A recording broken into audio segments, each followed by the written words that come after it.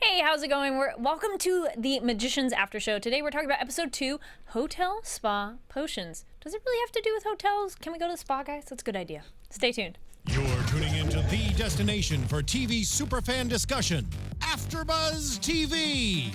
And now, let the buzz begin. Just rocking out. Bringing back a classic. This works. What's up, guys? This is the Magicians After Show. Talking about episode 2, Hotel Spa Potions.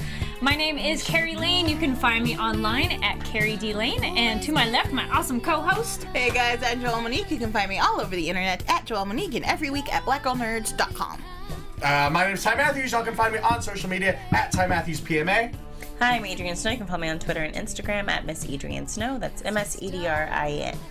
I just feel you're so ADRINSNOW. Got it. You got it. Yes. Nailed it. Nailed it. It's all right. It was his jump start that you're like, wait, what?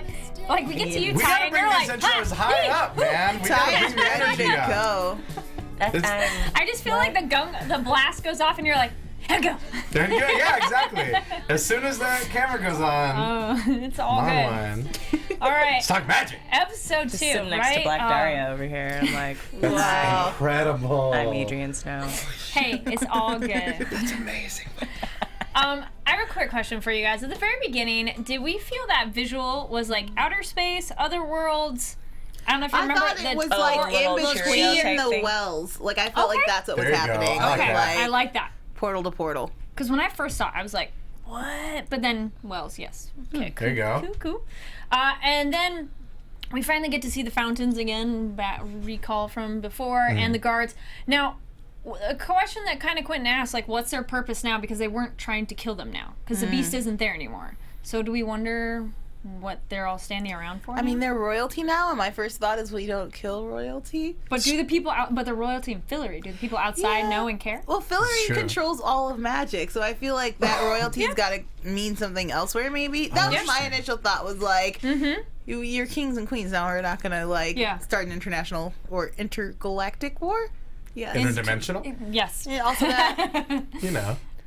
Interesting. Yeah, they're just kind of like, they're just lurking now. They're just kind of watching. Like, we're watching. And then we get the squad arrives at Breakbills with the dean. So yay, we have the dean back, and the Love Dean notebook Fogg. who's not right? technically blind. Yeah. Right, exactly. Beautiful. Just He's beautiful. like, here's a notebook. I'm not really blind. Yeah. See, you idiot. How cool is it that the notebook's from 1893?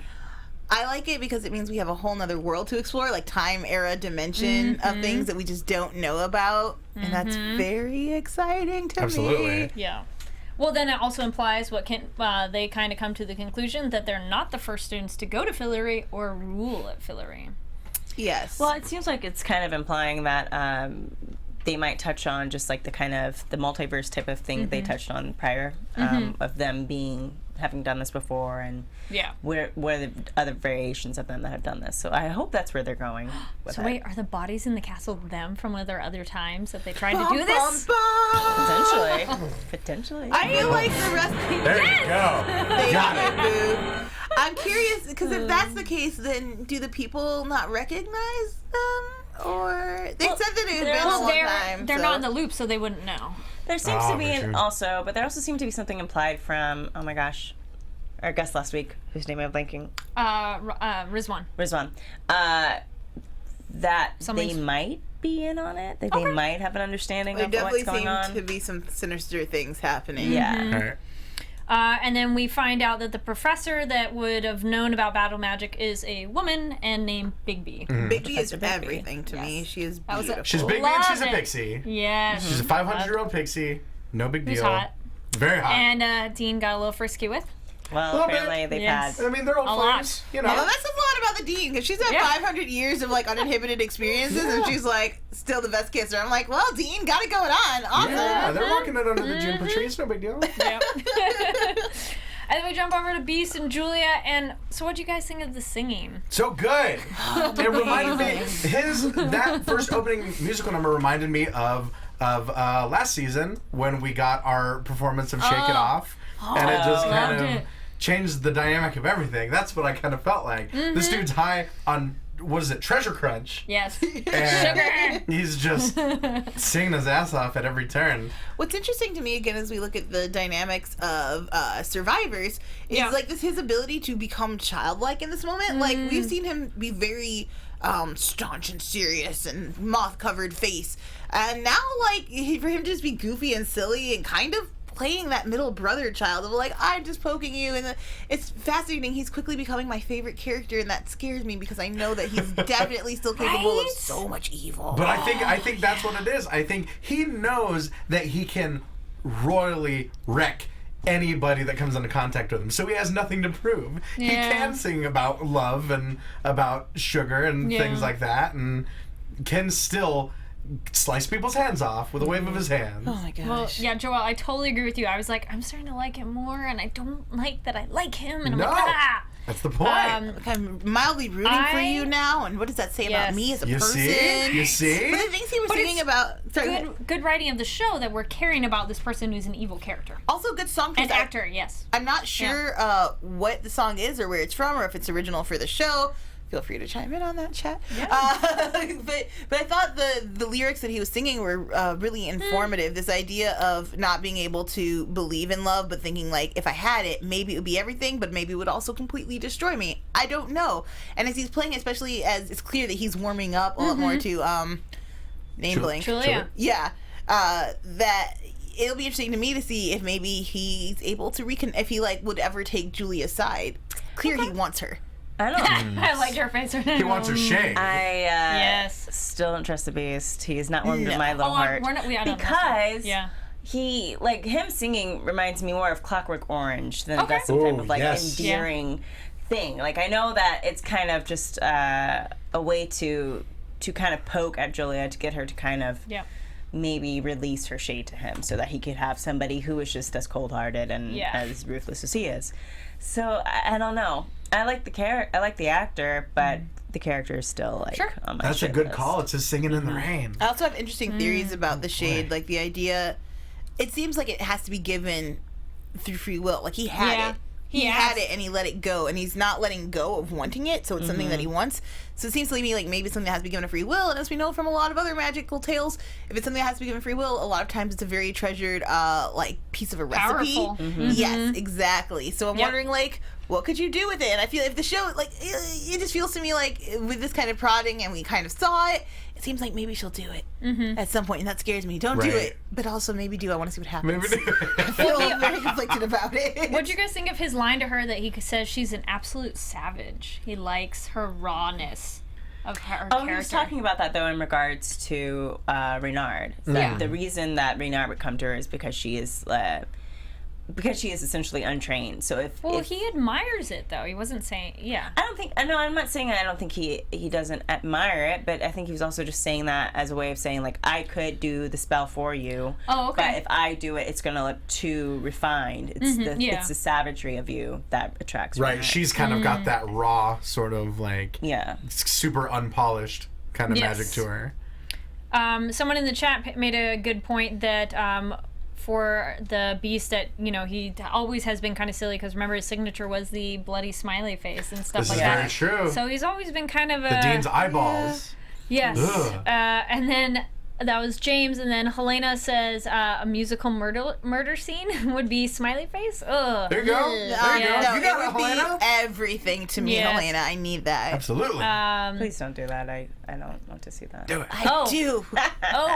And Macintosh says he wants Julia to be his soulless mate. Yes. But then we also find out that he has done kind of some sort of curse/test that no one has ever passed on the castle. So, dun dun dun. Thrilling. That's all I have. Which also makes me think that that's just something as well where it is part of that whole multiverse thing. Sure. Because if they have never, like, even when they came back, the first thing the Dean said was, "You're alive." That's surprising. Yeah. And we also know from the very first episode that the Dean is aware that they have done this more than once. Yeah. So that kind of, I think that's what I hope they're setting up, because I think that'd be really interesting. Interesting thought to me that time, like I'm trying to, if time goes on, but these guys just keep looping, because I thought the time loop was like a set time, like we're going back to like the same day and the same time to start over again. So, kind of too. But if it's this theory, then, and especially because the book is old, are we saying that it's like they keep coming back throughout time? What do you mean with the time loop? Are we talking about the many worlds theory here? Like, I'm so confused. Our main characters, they're only doing a reset of and is it only them really? I mean, the rest of the world obviously resets, but it's only resetting at like 2004, not going back like to their childhood. Well, that was, oh crap, my brain's about to short circuit. That was kind of mentioned last season of what the time loop was and how it's every like 20 years and they have to end up being reset. Yeah. But I think anytime you do any type of reset of time, if we've learned nothing from The Flash, is there's a possibility that will affect other things as well, like in the chemistry of time, that you may be affecting time even before the 20 years. Mm-hmm. Okay. So that explains why sometimes Margot's called Janet and that kind of stuff, which is also a play on the book and everything. Yeah. But I think it's a little bit more complicated, and that's why I hope that they're kind of unravel that aspect of it. Yeah. Quick little joke of it. Break Bills, the cottage has been moved because of the prank that Margot put in place. There's always a cottage. I love getting just the reminders that Ellie and Margot are still, I mean, just assholes. You know, but we love them. There are heroes, but right. She is just stunning. Like, the confidence, and she's like, all right, that was so smart. Okay, we gotta go find it now. She's the destroyer. My prank is now on me. Oh, gosh. I just love these moments with her. Mm-hmm. And then we jump back over to Elliot and Fren, and they kind of have that honest conversation, and that the people of Fillory are starving, which you're like, oh, we got serious all of a sudden. Like, real world kind of serious. And the magic is the problem. Yeah. Because they don't know how to farm. Right. Also, what a great consequence of the well running dry. Like, no, this is their magical water source. It provided everything, and now it's gone. Just like how many real world consequences there are with magic, which I feel like a lot of times magic stories just, they don't do it right. Sure. Gloss over. Yeah. Mm-hmm. Then when our group finally finds the cottage, we get Penny, Neen, Josh, who he's back for a little bit. I'm glad you got kneed in the balls, Josh. Exactly. Worst. I love it. Because he ditches everybody. The handshake moment where he's forced to go for the handshake. Just like Han and Lando. Not at all like Han and Lando, sir. No, Get out of here. Which one are you? You think you're Han, you're not. Yeah. Oh, well, apparently Macintosh says their assholes is they're heroic assholes. Exactly. Yes. You got it. You nailed it one. And then Margot has that fun kind of hangover shakes cure for Penny that's kind of temporary. You need your constant refill. But Sure. At least it's temporary source. And then the Dean, when he's having that discussion with the professor of like, we need to teach battle magic. I just thought it was weird with that conversation that he goes like, well, Fillory is real, and Sunderland is kind of like, okay. I'm like, do they not all know it's real? No. Oh, okay. Remember, because even the kids kid that went back cottage, before, they were like, we didn't know, so I guess everyone doesn't know. What I like in what that tells me about Sunderland, she's like, there's a lot of things I can't explain. That's fine. Why? Why do I need this information? Like, that's cute. I don't care. She's also the best. Everyone's the best. Yeah, they don't know they're locked in this interdimensional sort of conflict. And then who was happy and not happy to have Marlena back? Marina? Oh, Marina, thank you. I spelled it wrong. Marina. Like, Days of Our Lives? What is happening? No. I think I remembered it as the other name and then wrote the note and then they say it later, so. Right, Marina. I was happy for the actress to have a recurring role. Sure. Because I see her in everything that's shot in Canada. I don't know. I didn't feel like I necessarily needed her back. It'll be curious to see like how she... Really? I mean, I love this character. Look, I like unapologetic bitches. Like, that is my like life fuel. And for her, whenever she's on, she's just like, I don't give a fuck about anybody. This is the Marina show. And I'm like, yes, I'm here for it. Like Rain Queen. And so for her to come back here and to see the trajectory through here, I think we're gonna get a totally different Marina, which is super exciting. Yeah, that's what I was gonna say. But I think the reason I wasn't too keen on her the first season is because she just seemed kind of underdeveloped. She'd pop in, she'd pop out, she'd pop in. So I never really developed a reason to care about her. But that's why I said I'm curious to see how she's going to work with Julia now that she's working with the Beast. Like, what they're going to develop from that relationship. Right. I know we're skipping ahead just a little bit, but them sharing that cigarette had me feeling like good signs here. Right. Yeah. And we never, I don't think in season 1 we ever saw her in such a kind of a vulnerable moment as when she's sort of begging the Dean for asylum. Yeah. And he straight up shuts her down. Well, the fact that she switches so and goes back there so quickly, that kind of shocked me. To see she was afraid. Real terror on her face. Yeah. Well, it's nice to see her fall because after rewatching season 1 again, I hated her the first time, and I hated her again the second time. I'm just like, she's just such an annoying villain that I was like, oh, thank goodness she's not the end of the show. She's she kind like of fizzles out. She's a brilliant villain, though. No, like, she's just annoying, and the fact that Julia is like, all of what you've done, yeah, I guess I'll still work with you, but I need you. Well, and I'm like, oh. No, her redeeming moment actually did come at the end of season 1 when she did come to help Julia clean up after she had been raped and after Katie had taken off. So that was like a redeeming moment for her. It did kind of seem like out of nowhere, though, because we hadn't seen her in a few episodes at that point. That's what I'm saying. She's never seemed cold to me. Like, she seemed like, look, I'm on a mission. People have stolen from me. They've taken from me, and I have to fight to have everything that I want. And I want a lot, and I can identify. I'm like, yes. I just really like her. I think that hopefully we do get a lot more screen time with her this season because you could have done a lot more with her in season 1. But I think that she holds a lot of potential, so I'm excited to have her back. Chat room was pointing out, like, James says, I think she's getting a more sympathetic arc. And I'm like, yeah, seeing the change, I totally agree of, like, her going through what she went through in this episode of, like, seeing someone that, like, who was her competitor, but, like, totally destroyed. She's kind of like, shit killed out of her. The Ireland, the West Coast. And it was just like, oh, maybe this is more serious than I thought. They developed a lot between those two characters' storylines without getting too into it. Just that conversation was like, boom. I instantly was like, okay, they're equals. They obviously fought for a while and came to a head where they were like, okay, we cannot beat each other, so we have to just divide the country. Your coast, my coast, done. Now, what do we think if Katie comes into that 3 and becomes like a little triad of like badass girls? Okay, look, you guys, if we get like a trio coven of witches, I can't. Words will. Can we just make this the craft? Can we just make that happen? Joelle can't handle like rogue witches you gotta represent in this all universe. Of the elements. You can't just That's true. This is very true. So exciting. We do need Katie back though, who hasn't come back. So I think she'll be coming back for sure. And then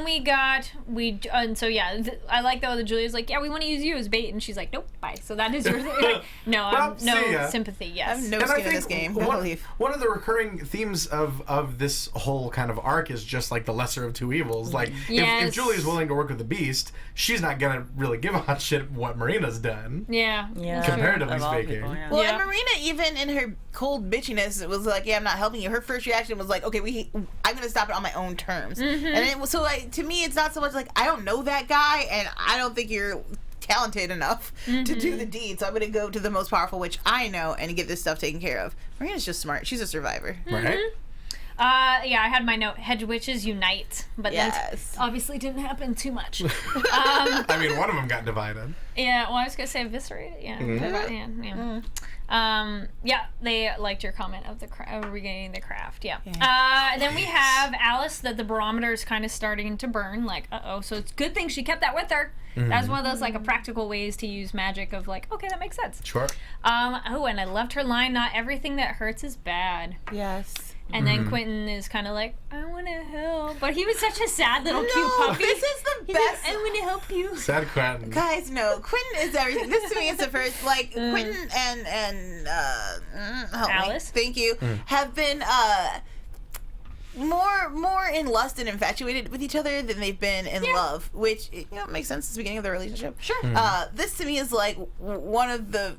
We get a couple of it at the end of the last season, but now it's just like that's such a sweet couple moment. Yes. Of like, if I can help, like, just let me know. Like, I know it's on you. I know it's your responsibility, but I'm here if you need it. And I was like, yes, let their love survive. They're so cute. I just want them to be like real and happy Plus, forever. they're taking steps in the relationship instead of just like fizzled out. Qualis forever. Agreed. You got it. Agreed. And then jumping back over to Elliot, thank goodness he grew up on a farm because now he knows how to help everybody. I knew I was gonna kill That was a nice little point they put in last season. Yeah. When he was talking to the Beast possessed boy. That was nice to bring that back. I was like, oh, so it all works out. So he should be king because he knows actually how to take care of the people. And I love, to kind of the point that we talked about before, the fact that it's a problem that's brought on by magic, but it has such kind of this practical, pragmatic solution. Super easy. We have to grow actual real world crops that you can eat so that you won't die of starvation. Yeah. Well, also this is a really nice turn for Elliot because again, he's been working so hard to hide this part of him. And I think part of him becoming king is kind of. He has to stand in his like full truth. So it's interesting and also a little scary. I don't know, the stuff that's going down with his wife like really concerns me. Oh, I was just about to get to that. Really they have their kind of awkward kiss while he's looking at that very attractive guard, and I'm like, because okay, I like his solution for it though. Right. Yeah. Oh my God, he really tried it. He says that he goes, well, you said anything, and then her sad line, am I not enough for you? Oh. And then they're kind of like possible. Is there queerness in Hillary? Do they understand? Like, well, because I think they do. I think I gotta say, I mean, that's just a whole other thing of like, well, why does the king have to be married to a woman? But whatever. Yeah, agreed. I guess siring, but. I really enjoyed the fact that at least the daughter of the smith who made the dagger that he's like, you have to marry her. So it wasn't necessarily like the king has to. But I really enjoyed the fact that he's not cruel to her or like dismissive of her desire for romance and sexuality, which is nice. That he's always like he always looks at her affectionately, which I appreciate, because sometimes you just never know how they're gonna play that or how they're gonna write it, of like him being like dismissive of her wanting to be romantic with him because he's a gay man. So I appreciate that he's still understanding of it. I hope they don't try to make him hetero. Yeah, that would really bum me out. I thought he was maybe leaning on the bi side because he had the threesome with Quentin and Margot. Under a lot of drugs and some crazy circumstances, though. I never got the feeling that because he's never actively gone after anyone else. It's like it's Margot. Like he's seen her naked, and like I really feel don't like they're just besties. They're not quite romantic. Right. But I always kind of they had a vibe. I always kind of got a vibe of this like pansexuality, and like he'll just love everyone. All pleasure's good pleasure. Exactly. Yeah. Yeah. Interesting. I just hope they don't dismiss that his original desires, like, because clearly he was checking out that guard as he's kissing her and he's like looking at the guy and you're like, oh, that's just awkward. And then we jump back to our team and finding out the pixie and that, but the puzzle solving in the library, what do you guys think of that? So good. Detective That was super work. fun. Super fun. good. Encyclopedia Brown. Let's crack this. Yeah, and all about anagrams. well, the anagram's the one that is for the win, and the hotel spa potions, the fake cover, and of course the chapters are ripped out, and a note at the end like, ha, you gotta come find me. And of course Penny denying help from Sunderland, but that doesn't matter because they get together later. What do we think of that? Speaking of that, what did we think of that little hangout? I feel like Adrian has thoughts on that. Oh. What are your thoughts are we already on Sunderland? Let's just jump to where they get together. Let's get there. Well, I kind of saw it last year when he had a tree growing out of his body and he's flirting with her in the hospital. And I still don't want it to happen. Why is that? Why? Because I just don't think it is necessary. She is a teacher and whatever, bygones, whatever, but like, I don't know. Can't necessarily say that, with the exception of Katie, that I mean, I don't know. I don't necessarily like the pairings that they've done with Penny. Like, I feel like they should be more intriguing.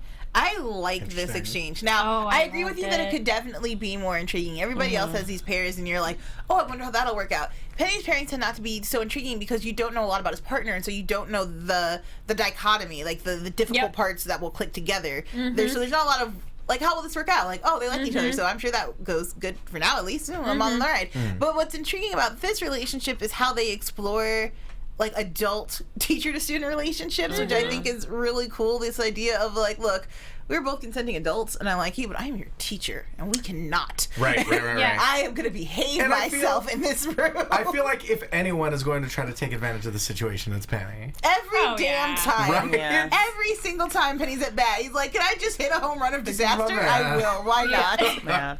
Yeah, I loved her shutdown line. She's like, after you've graduated. And I'm Which like, is the perfect. That is when you have sex with your teachers, after you've graduated. I mean, it doesn't really faze me that she's a teacher necessarily, because this is a grad school type of deal. Sure. Past college. Sure. And so Still a weird. You're talking about more from like a narrative point of view. from a narrative point of view, I just don't think it's necessary. But like, and also because I went to a school where a teacher married like a grad student like years later, so it's not. That doesn't mean I approve, but whatever. Do your thing. Live your life. I just enjoyed my note here of when he has can you rub my shoulders? I'm like, Penny just wants to get naked. Penny. He's like, you are really pushing it. You're just trying it today, but okay. we approve, but it's funny. I'm like, hey, Arjun, what's up? Yeah. But also no. Yeah. But it does work. Does he get to keep the bracelets? It seemed like they stayed on, which I like. Seems like they have to stay nice. on because That's what I was before he put wondering. them on, his hands were being Strangely like. makes him look like a genie, and I was kind of like, For those of you listening on the iTunes, Adrian had to take off her glasses for that. She said, "I Made a can't face. even I'm see just straight." saying, Penny is. He's worn jewelry as well, and bangle type does things do on like a him lot. Oh my wouldn't be God. bad. Adrian is waking up a whole new thing in my I know, head. you kind of Damn it, Adrian. can't unring that bell now. Oh, it's there. It's Just there. I'm curious to see what Arjun thinks of those bracelets. Oh my Okay. God, amazing. Well, we can ask him. We can ask him. Slide into Arjun's DMs again. 2 seasons in a row. Yeah. We kind of live there. I do. Just telling myself. Then over jumping, they get to we kind of touched upon how they're at the Pixie house, and but I like how she's like, you guys need to convince me. Like, Right. give me a reason. Her whole attitude is something that I just hope to adopt soon. Of just like, I'm unfazed, but if you want to try, I'm here for it. Yeah. Or even like your sexual energy, I love it, and like Yeah. her just says everything. She has no filter or censor. Right. That's what I'm slowly trying to achieve by 40. Yeah. Fully there. I would she's also like to be one of 500. those aunties who's just like, girl, no. Yeah. I'm halfway there. Well, we learned that they do get the spell on the napkin, which that was cool. Right. And whoa. Well, that might have been me. Oh, seriously. Sir, you gotta chill. I've told you. I like the napkin spell, and also a quick thing too of we got to see a little bit more magic at the library of like the writing and other spell work, which is nice that we're seeing more this season. Because last season we got some, but Right. it's like, can we see more? We're seeing more finger Sure, tutting more and everything. tutting. It's nice that she affirmed that Alice is still God powered, but not Yes. for much longer, and that she had like an experience, an idea. It was really interesting to see like all the facial expressions that happened when she was talking about God powered. Yeah. Because Alice was nervous. Yep. Quentin was like sad and angry at the same moment because she was talking about how she got it and how she had that glow. Yeah. And, it made him think of Julia. So it's Yep. just really fascinating to see that, like that quick little interaction. Mm-hmm. I don't think I even thought of him thinking of Julia, but that's an excellent Yeah, I was point. going to say, definitely a good point. But then they get the spell and just don't be 20 foot near the blast. Yay. Danger. Who's going to get hurt? Ooh, go yes, down. totally. Steps closer. Who's like, I can do 19 feet. 19? Yeah. That's going to be Push fine. this. But it's also if Alice doesn't have, if the power drains while she's in the Yes. middle of doing the spell, then she will die as well. Which it seems like the spell would drain a lot of power. Yeah. Then you mentioned Julia. We have Julia and Quentin have their quick meeting and the warning, and they kind of talk about like people versus magic of like her argument, like we should save the people because he's killing people, and him like we need to save magic. And it's such, I feel like it was such kind of a simple boiling down. It almost, I was wondering if it was a little too on the nose, but I actually really enjoyed it, of just kind of the main theme of the magicians, just this kind of magic versus humanity. What should we be striving to save? Yep. It's kind of nice to redraw those battle lines specifically for those two to see like, why are they still not on the same page? Oh, right, they have totally different desires in the Right, world. and Yes. it's because Quentin is so grounded in the magic world and Julia is so grounded in the real world, Yep. partially because she was rejected from Brick Bills. Totally. But that kind of colors their whole worldview now and their whole Yep. perspective. I think Quentin's viewpoint is that, well, if we save magic, then we can go after Reynard. Then we can all focus on going after Reynard.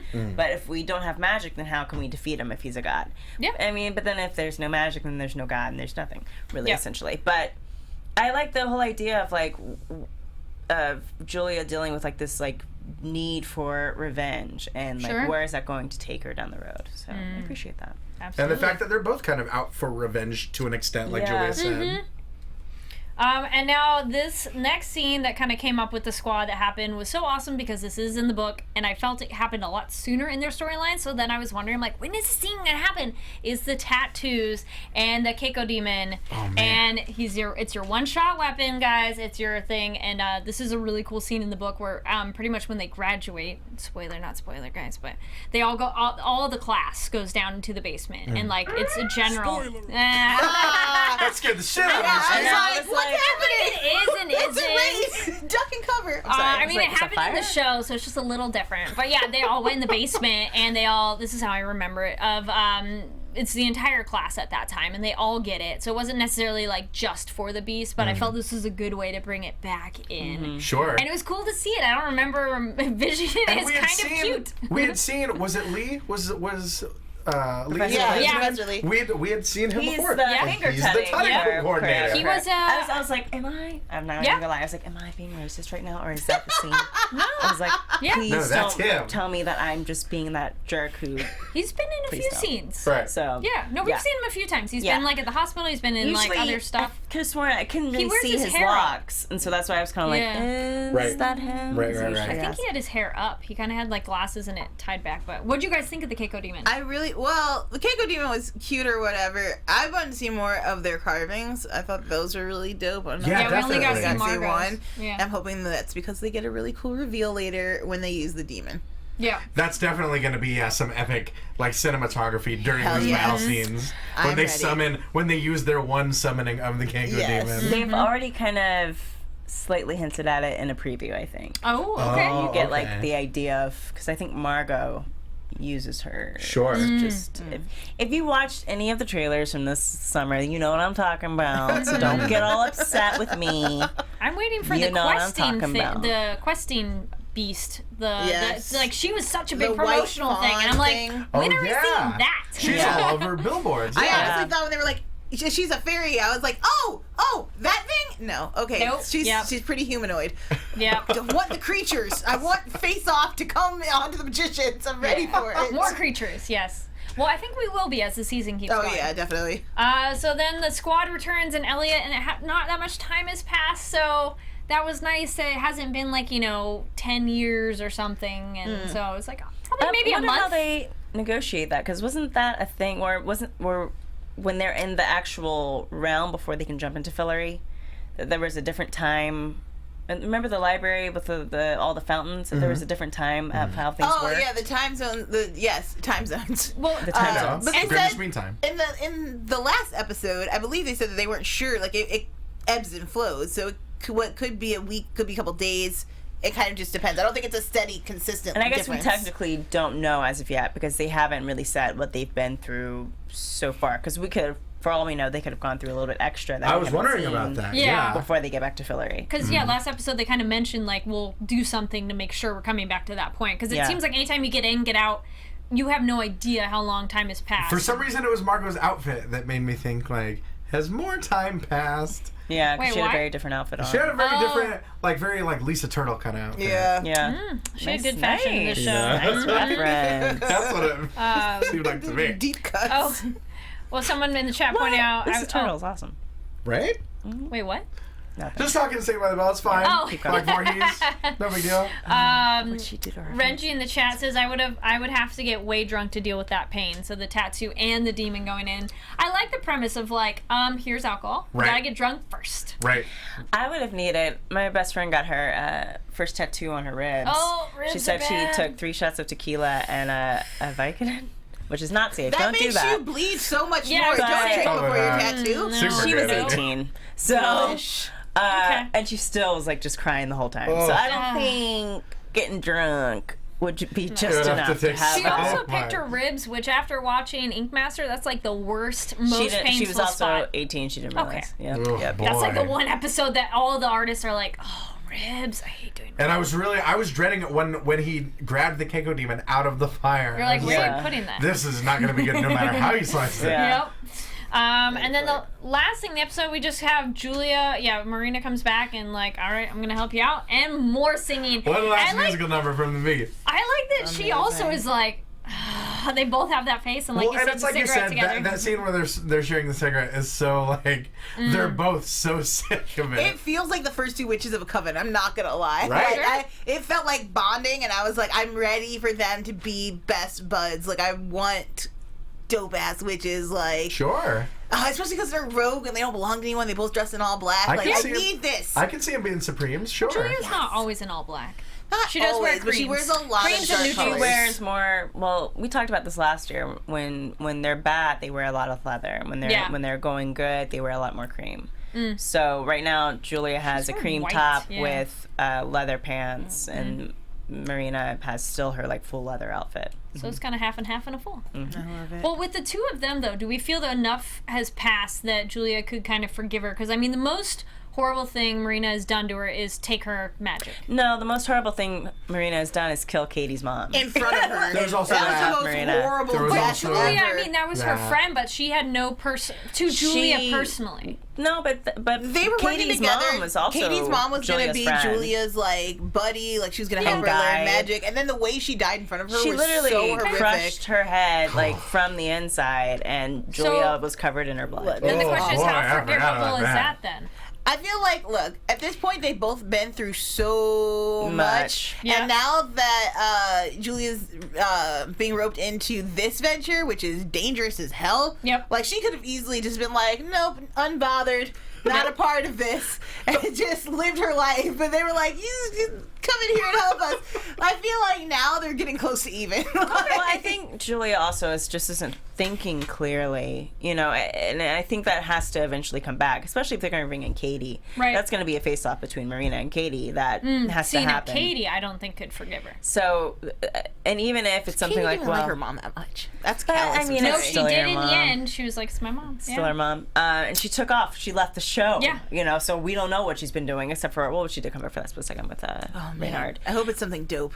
But yeah, I think it's just something where Julia's not thinking straight. She's bringing people into her life who have hurt either her or other people in her life. Yep. But what they have done does not amount to what Reynard has done. And I totally get that, but it's also one of those things where it's like, when this is all over and you get Reynard, you're still going to have to look yourself in the mirror and realize that you've sided with people that you probably would not have normally even spoken to. I totally understand, like, but these are the guys that I feel like she thinks can fight, because to be honest, if she was thinking clearly, there's no way she wouldn't go to Quentin and be like, look, what can we do? Like, he could get you guys back into Fillory. Like, there are a ton of options, but you were like, I have to go for the biggest, baddest in order to protect me, which is what a lot of people do. They're like, I just want someone bigger and stronger so I don't get hurt again, somebody who's on my side. So I feel for her. I hope that, I kind of need her to get away from the Beast, but I also want to keep learning more about him. I want to keep seeing him on the screen, and if they split, I don't know how we do that. I feel that kind of leads into predictions. Let's do it. Predictions. Yes. Give me that sweet theremin. Barking dog just ready to go. I was gonna say you're already kind of leaning into it, so. Predictions for next week. That battle is not going to go. Or season. I'm just gonna week by week. I feel like season is too large for jump for me. That battle is not gonna go the way any of us think it will. Okay. My initial gut reaction tells me bomb explodes poorly. No one is killed. Beast is angry. But hopefully we see, I want Katie to come back. We've talked about her a lot this episode. I really want Katie to come back. I feel like she is the third missing piece to our awesome witchy trifecta. And I also think that she will bring some balance and some real world thought to it, because everybody's kind of very absorbed into their argument right now. It'll be interesting to me to have an outsider come in and be like, you've all lost perspective a bit. Like, shift, pivot. I think I'm going wider. I'm going season wide. I like Oh my God. looking at the bigger picture. All right. I think eventually we will see Alice die. Whatever the ramifications are of that. Now, let me put a footnote on there. I think we will not see her stay dead. Because we have seen Alice die once already. Exactly. Yeah. Exactly. That we're dealing with a universe and a mythology where death is not necessarily permanent. Okay.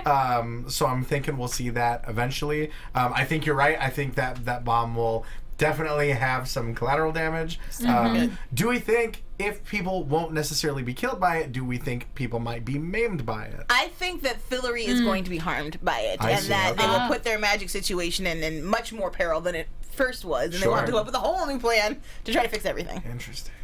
Okay, well, the fight happens in Breakbills, from what I can tell from the setting. At least that's what it looks like. So it may not happen in Fillory. Interesting. Because you'd also have to lead the beast all the way to Fillory, and I don't think they want him there at all. I'm curious to see how they're going to get the beast away from Julia and Marina, because it doesn't seem like Julia has any intention of letting him go anytime soon. Right. So that would make sense if they were able to pull him into Breakbills, because she can't enter Breakbills. I think Alice as well is going to die.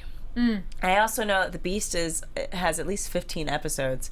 So if you count the 3 that he was in previous season, that means he's going to be in the entire season. So what I think might happen, my overall season thoughts, is that we're going to see a reset happen. So this is like the beginning of that reset, and we're going to end up watching them go back and jump back into like a whole new thing, but they might be able to remember the prior one. If you flash me, I will not be happy. That loop is supposed to be closed. We are finished. They shouldn't do it, because Jane Chatwin's gone. She's gone. Who's making a time loop while challenging? I mean, we've got Alice over here who's There's pretty other boss, stuff going on. Well, maybe she can do it. Maybe it'll be a loop like Alice already did of like go back 5 minutes and save people, kind of a thing. If they go back, I think it's going to be longer than that. They're going to braid it. Oh, we'll find out. I want a new demon. Thank you from the chat. Helena says #Magic Logic. Here you go. For our conversation. Get it. I like it. Get it trending. There we go. Macintosh says they could bring people back from the dead, but they can't reattach hands with god power. Because it's true. She didn't reattach his hands. So, but you can bring back from the dead. What was your... So I do think the battle won't go as planned. I hadn't got so far ahead to think that Alice would die, but I think you guys have an interesting point with that. But I think she won't stay dead. No, it'll be something. She'll come back another way. And Quentin also seems to have a pretty deep cut as well. And that shoulder was not looking pretty. Yeah, and then Quentin gets hurt in the trailers, doesn't he? Any predictions on how that happens, Macintosh? That could be during the battle. It looks like battle magic. Well, from what it looks like, it looks like the Beast throws some sort of fireball at Alice and he jumps in the way. Yeah, I've avoided trailers now. I'm like, I want to help you by taking that hit in the shoulder. Trailers don't count. I hope Katie comes back very soon because I do think she's kind of that extra element. But I actually want her with the squad, not with the hedge witches. So not the triad. I want them with the squad. She should be with the hedge witches. Right. Well, I'm happy with her and Penny that I'm like, well, maybe they can get back together. Her and Penny can still be a thing on the side. I just want to see her and the hedge witches. They are never ever getting back together. Oh boy. Very beautiful. They'll have to do another Taylor Swift song. Yeah. I don't know any other Taylor Swift songs. She's like, that's all I got. Shake It Off. That's it. You got it. I think that's kind of it. Well, a pseudo prediction, as long as things all line up, we should be getting a special Skype guest. They can't come in, but maybe we can work it out and get Skype for next week. So make sure to tune in. I think that kind of wraps us up, unless you guys had to find your thoughts on the episode. No. That'll do it. Are you guys living out every episode? I mean, it's only 2, but how both episodes, I felt like we're done? That's it? There's not more? Yeah, I want more! I literally went to fast forward, and I fast forwarded through the trailer for the day. I was like, oh shit, it's over. Okay, back it up. Yeah, because it's not quite super cliffhangery. It's just more like, you didn't feel like it was so long that you're like... It leaves you wanting more, scenes, and I think it really sets up for great binge watching later. Binge watching season 1 was amazing, and a lot of times I find these shows aren't so great to binge if they're not designed for that. I think this is going to be like a very long movie, and I'm excited for it. All right. All right, cool. I think that's... Oh, yep.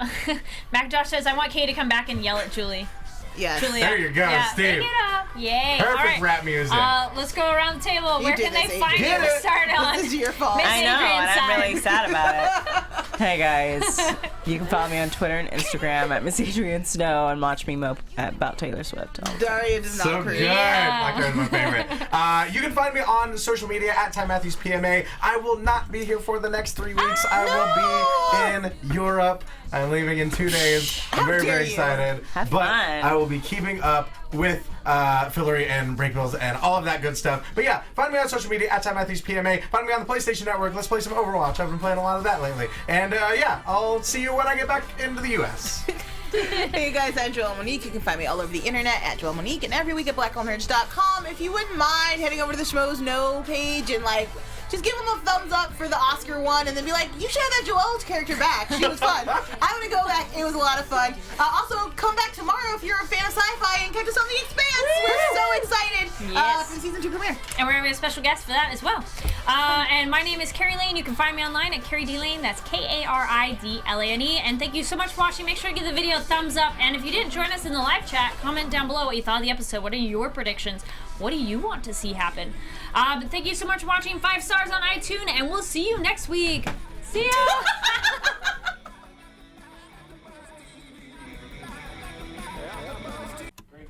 From executive producers Maria Menounos, Kevin Undergaro, Phil Svitek, and the entire AfterBuzz TV staff, we would like to thank you for listening to the AfterBuzz TV network. To watch or listen to other after shows and post comments or questions, be sure to visit AfterBuzzTV.com. I'm Sir Richard Wentworth, and this has been a presentation of AfterBuzz TV. Buzz you later. The views expressed herein are those of the hosts only and do not necessarily reflect the views of AfterBuzz TV or its owners or principals.